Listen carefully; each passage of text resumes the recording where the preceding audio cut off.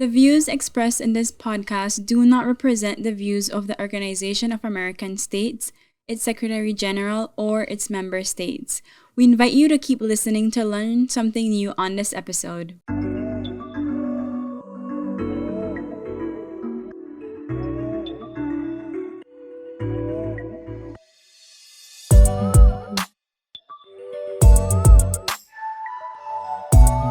Once again, welcome to the Zone Podcast, a platform for constructive dialogue on relevant issues with a local perspective among those of us who live in the adjacency zone, presented by young people from Belize and Guatemala with the support of the Spanish Agency for International Development, Cooperación. My name is Reggie Garma. I'm from Guatemala. I'm a local tour guide.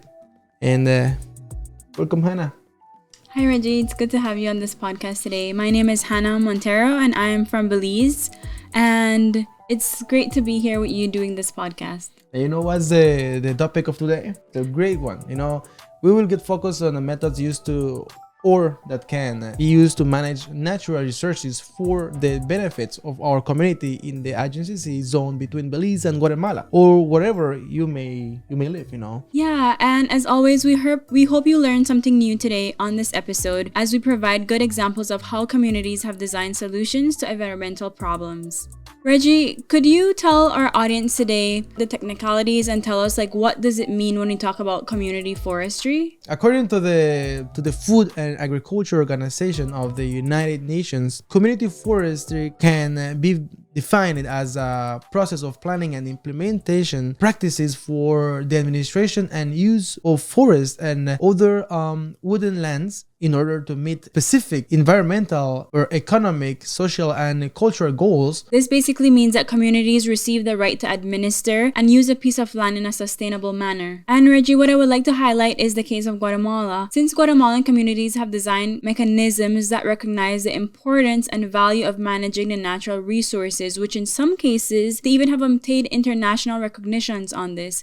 And we'll dive into this a little later on in our topic today. Moving on to another interesting fact related to forests. Reggie, did you know that tropical forests have the highest biodiversity and the most of the timber species? It's really interesting, Hannah, about that. And for instance, of the more than 200 species that the Petén forest of Guatemala has, and 5 species of trees that provide wood for commerce uses, and some of them are mahogany, cedar, we have Santa Maria, we have Pucté, and Machinche. And Reggie, it's also good to know a little bit about our Belizean history. Around the mid-17th century, the Campeche wood was largely harvested from the Belizean rainforest, which was used for ink and dye for the textile industries in Europe. Then its trade declined and the mahogany trade developed, dominating the Belizean economy throughout the 19th century. The most surprising aspect of all this is that the lumber activities back then was that contractors lacked the control of resource management, which resulted in the depletion of the tropical forest due to the timber industry. That's something,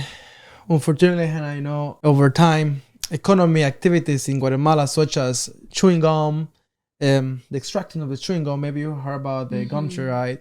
And the conversion of the large areas of forests into grazing and farming that they have been using to, those areas have resulted in high rates of deforestation, in the Petén area, as well, So it's been a really a sad thing, little story about before the pandemic, we were driving to Tikal, and in that path, it's close to the Mopan River.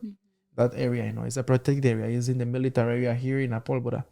In that section, we saw a beautiful margay crossing the road, and he went to drink water to the Mopan River. And we all see, the tourists were so happy. And I was explaining that, and there was a family of howler monkeys, a family of spider monkeys in the other side. So it's really, really common to see wildlife there. But now, if you go there, none. And what they're doing, they're not just destroying the area, they're killing the wildlife. So that's something that, for me, it's sad. It broke my heart a lot. It's also really sad that it's also occurring in Belize, and our forests have experienced very similar exploitations activities, and currently our forest areas, such as those that remain along the adjacency zone, contribute to the protection of forests and the maintenance of the ecological processes such as the nutrition cycle, the improvement of the soil fertility. It also serves as erosion management, animal habitat protection. Reggie, I recall that you mentioned a little bit about the chicle industry, and what's interesting to highlight about that is that both Belize and Guatemala share a little bit of history with that. If I recall correctly, Belize, that was a big profession for our great grandfathers back in the days. And I'm curious to know, what do you know about the chicle industry in Guatemala? Oh yes, it was something I think really big in this region. El Petén has known as big chicle industry. They used to call it as the white gold, because that's the way how many families make some pretty good money. The extraction of the gum the sap of the gum tree, has been since 1930s way up to the 80s. You could still find some work, with that.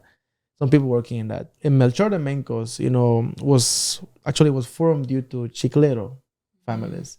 There was a group of people coming from the southern part of Guatemala, coming to these areas to work on that industry because they need people, the labor heroes, pretty good pay. You could make really good money out of that. And actually, some of my grandparents, they used to tell me stories about this group of people who started moving on to these areas. Actually, in Melchor, there was an airport known as La Línea, or La Pista, La Pista.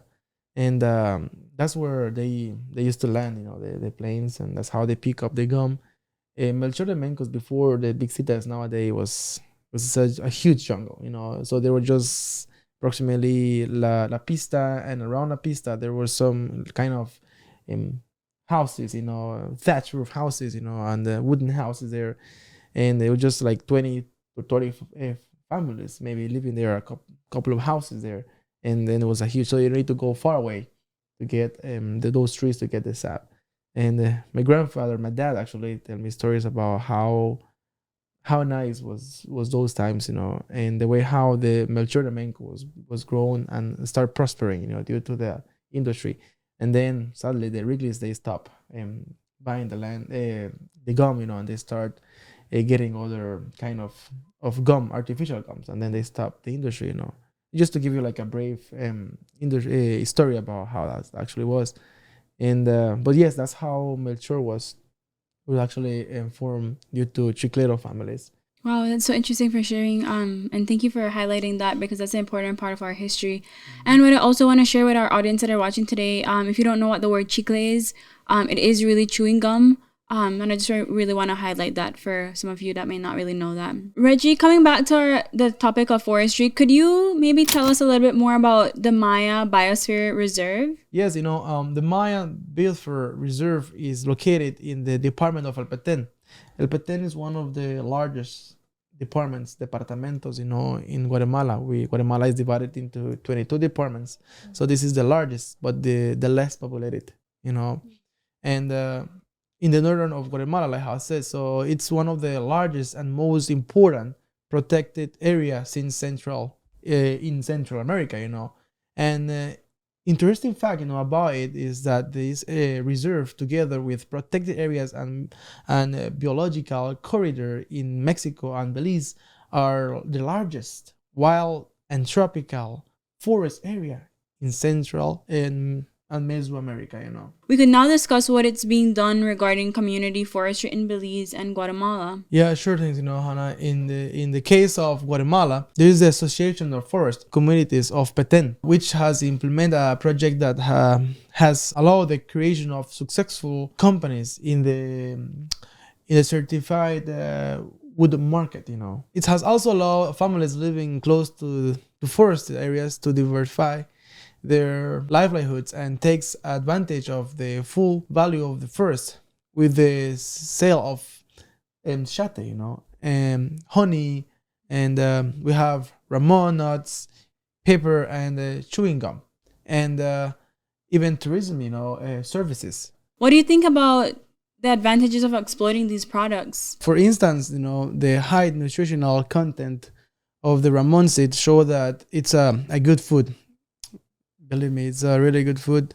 For me, it's more proteinful than the rice, beans together, And alternative and has also been linked to the Mayan culture as part of their diet. That's one of the main diets for the Maya. Mainly these seeds flora is used to make tortillas, bread, and coffee. The images on the screen, there will help us and to see or view and understand how it looks and what we are talking about. I'm curious, have you ever tried the ramon seeds? And if you have, could you explain a little bit about what that is if you have?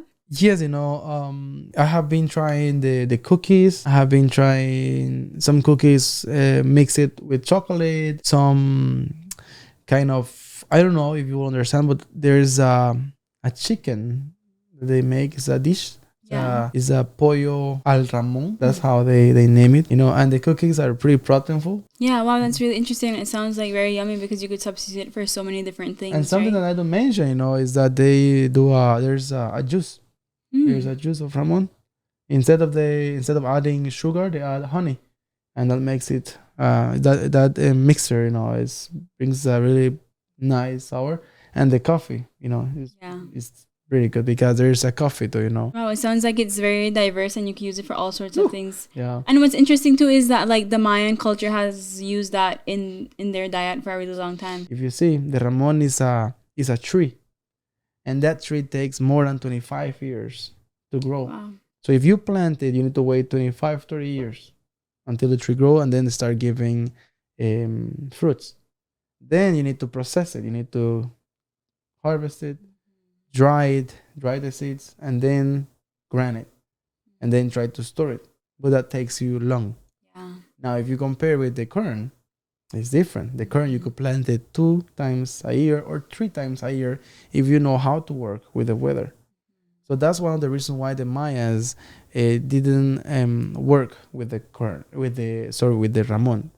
So what they start doing is that they plant some ramon in certain areas, but they slash and burn, and they prefer to plant maize because they could feed their families faster and maybe not better because it was not proteinful, but you could feed more people. And what I also want to share with you is like the case of in Belize with 95,550 hectares of forest have been placed under conservation, and it is a vital piece of our protected areas in the forests of Central America because they ensure the preservation of the fauna, such as the jaguars, that depend on those areas for survival. Also, Reggie, the Forest Governance Project, which was funded by the European Union, has been developed in Belize and implemented with the support of the Yakshe Conservation Trust to strengthen the operational capacities of the Maya Quechua forest communities and their effective participation in the forest governance of sustainable management. Yes, Hannah, and that's something really brilliant because we were just talking about the ramon, and by this group of women that normally could get together and they decide to send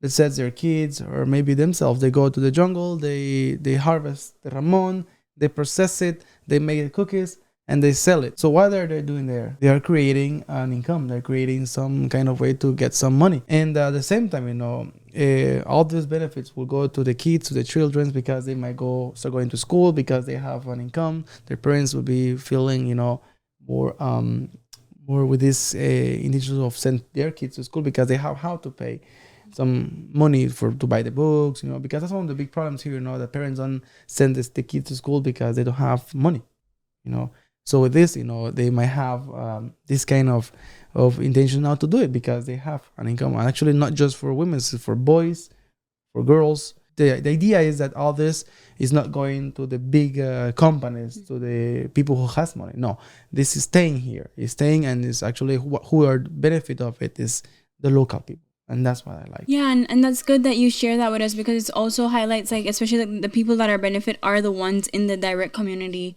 And I think that's important because, like you mentioned, it allows and it creates for them to be able to bring in an income for their families. Yeah, I think we need to remember that the rural communities have a special relationship with nature. Various species of native trees are connected to local cultures, customs, histories, and cultural identities, and are an integral part of the daily life of indigenous peoples. This is something that makes me feel like how I was explaining you later. It's make me feel pretty good. How how this works and the relationship that the native people has to it. And now we as the new generations, we need to start participating on it, and add some knowledge, because we are people who has we study, we have been studying, we are prepared kids, so we could add something to this. Yeah, and that's so true, Reggie. And the different species too, such as chiclet or copal,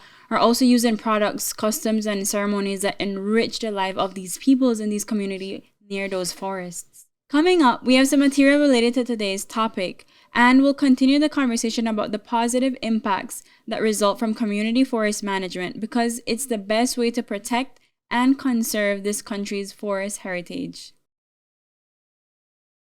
Los bosques cubren hoy el 30% de las tierras emergentes en el mundo, pero hasta 50 canchas de fútbol de bosques habrían desaparecido por minuto entre el 2000 y el 2012 por deforestación.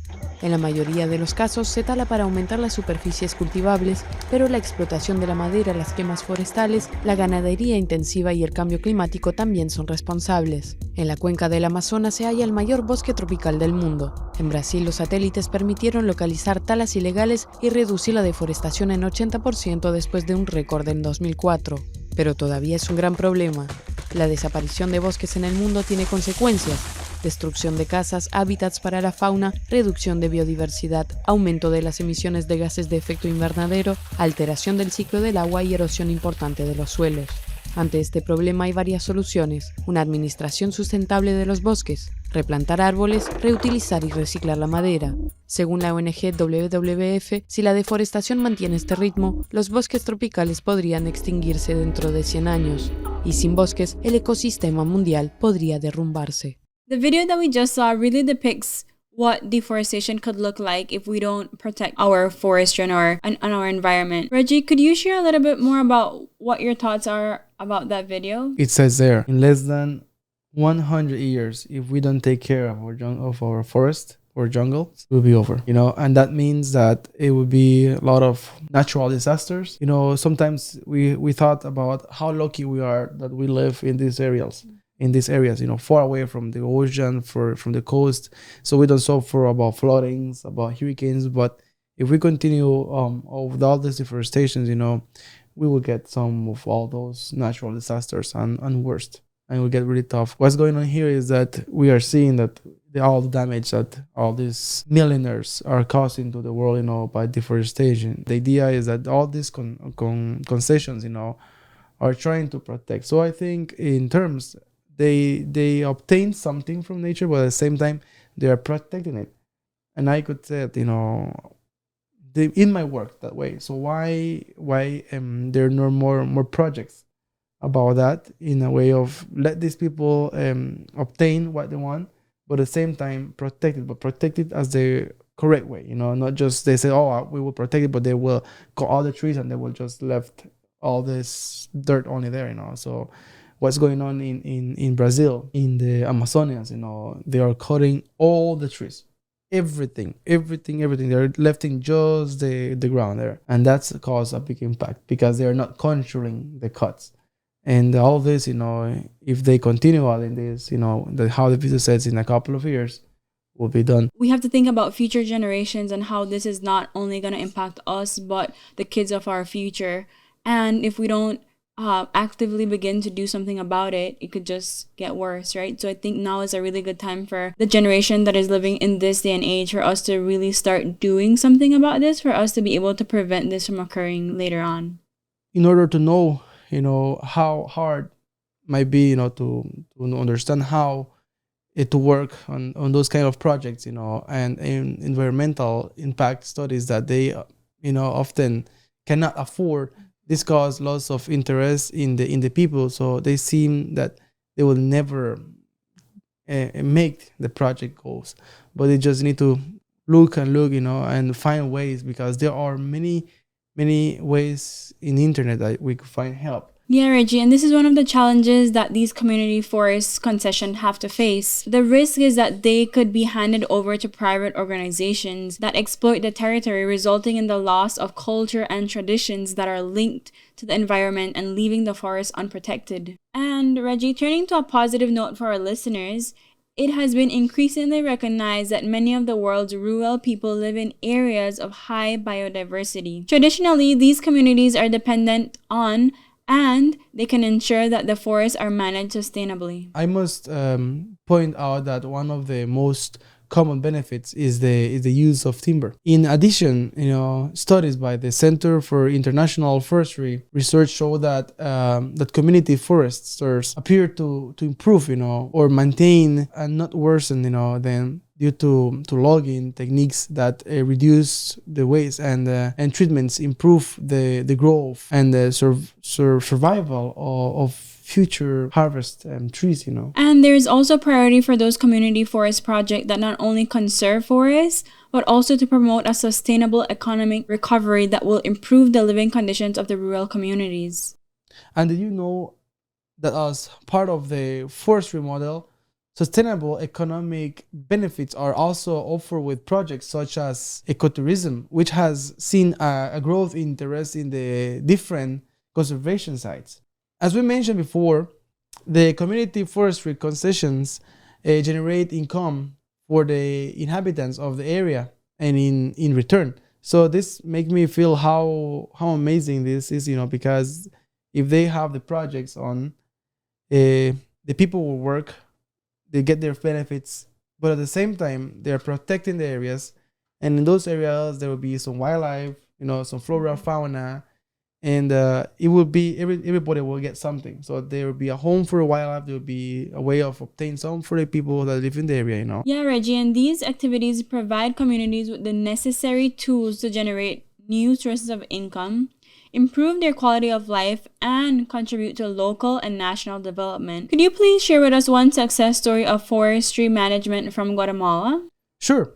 And this is the case of we call it as impulsores suchitecos, that's in Spanish, a community organization from Melchor de Mencos, in Guatemala, which is also dedicated to the forestry, exploration, of non-timber products, like gum, resin, and the generation of value-added timber products such as machimbre. So these people, obtain something from it, but at the same time they protect the area. What's interesting about that, Reggie, is that there's also been similar things that have been done in Belize, and one of those examples is Yaksha Nursery, which is located in the Toledo district in Belize. And they recently delivered 664 fruit seedlings to elementary schools and families that are living in remote communities in southern Belize. And Hannah, that's interesting. I like it. Can I ask you, what kind of fruits did they normally was given to the kids? Yeah, the interesting part of this is that they have a variety of different fruits, such as passion fruit. There's also star apple, tamarind, rambutan, and Suriname cherry.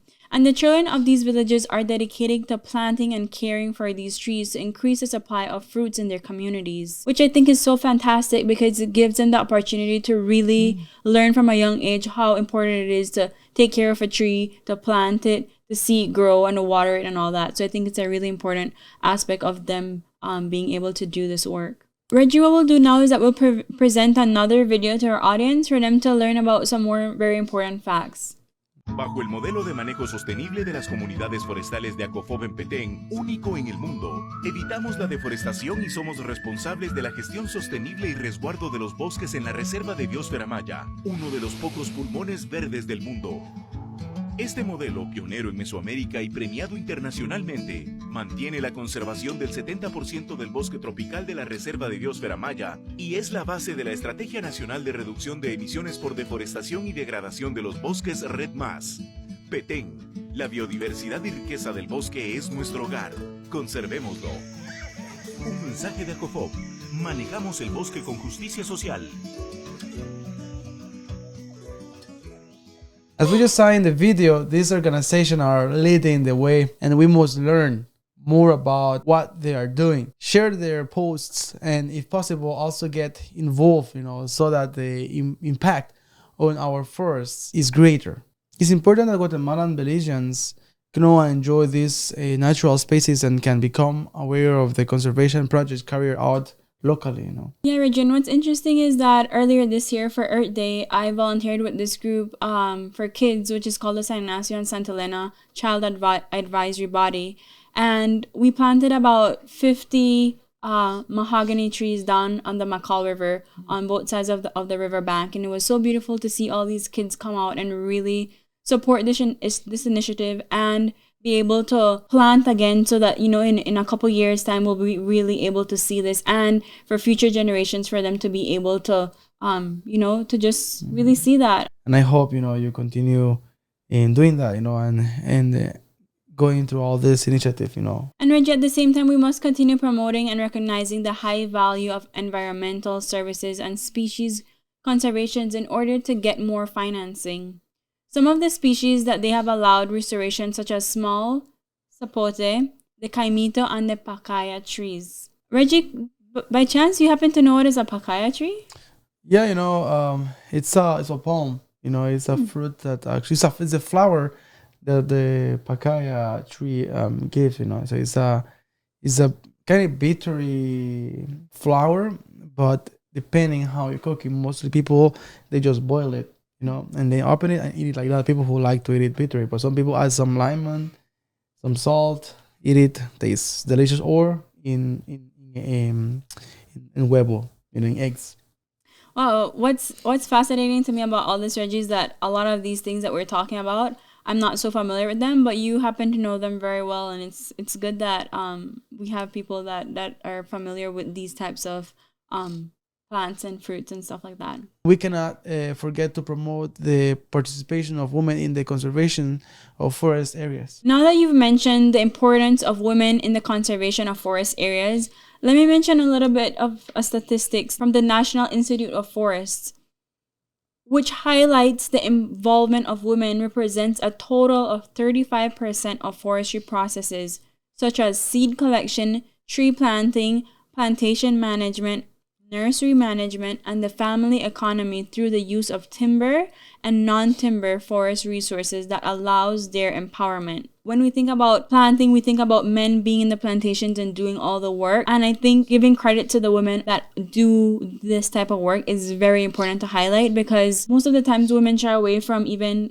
talking about this kind of work that they do. And for us to really highlight that, 35% is a big number in terms of this case. And I just hope that it goes increasing as the years goes along too. They work hard because it's a hard work, working outside there, outside in the sun, maybe every day working outside there.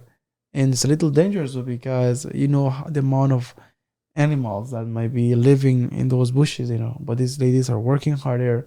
But at the same time, their intention is to find a way of live too and work, and do something to, be part of it, be part of the change, As we begin wrapping up, I would like to emphasize that we cannot solve all our environmental problems if we do not fully understand them. We must educate our communities about how our actions are impacting our environmental problems that we're currently facing today. Just because it allows to make informed decisions about the proper management of the natural resources that Belize and Guatemala has. Hannah, right now, it's something that we could start doing is if you know, or if I know, or if you know, guys, somebody who's starting a project, try to find ways how we could help them. And if you know how to provide them information, it would be great, to start doing something like that. Because sometimes if these people have the idea, but if we cut their wings. Yes, Reggie, that's right. And I think it's important that we highlight and emphasize how important continuing to keep informed, keep on the lookout for people that are doing this type of work, that you could volunteer, to be able to remember that the more we protect our environment, both in Belize and Guatemala, we are setting a generation for them to really be able to love and to admire the things that we've been able to do, and for them to be able to also see what we see, the flora and the fauna and all that. This brings us to the end of the podcast episode, The Zone. Many thanks to the Spanish Agency for International Development Corporation and the Organization of American States for the space and the dialogue between young people from Guatemala and Belize. Thanks for listening. Don't forget to subscribe and share the episode on your social networks. We remind you that we have a WhatsApp group where you can send us comments about what you like more about this episode. Thank you so much. Thank you, guys.